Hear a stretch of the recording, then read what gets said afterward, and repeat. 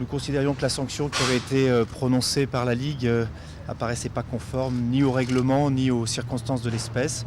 Maintenant, la décision étant délibérée, il sera temps de la commenter quand elle sera rendue. Pour l'instant, il n'y a pas d'autres commentaires à faire, si ce n'est que les débats ont été cordiaux et que nous avons été écoutés avec attention par les membres de la commission.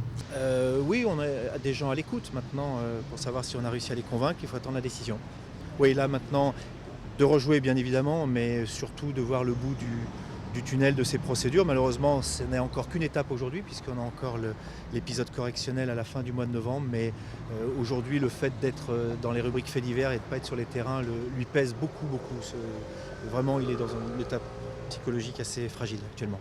C'est les mêmes que ceux qui avaient été évoqués devant la commission de discipline, à savoir que d'abord le geste, Brandao a confirmé qu'il s'excusait bien évidemment sur ce geste. Ce geste est la conséquence des provocations dont il a fait l'objet pendant le match et même avant. On a expliqué que, aussi surprenant que ça puisse paraître au visionnage des images, il n'a pas prémédité ce coup, il a prémédité de retrouver le joueur à la fin du match, mais pas forcément le coup. Et ensuite, on a repris les éléments de la réglementation de la fédération sur le fait que, en l'absence d'ITT, puisque c'est un des éléments importants du dossier, le barème de sanctions, c'est 8 matchs en l'état de suspension, alors qu'il en est aujourd'hui déjà à 11 matchs, toutes compétitions confondues.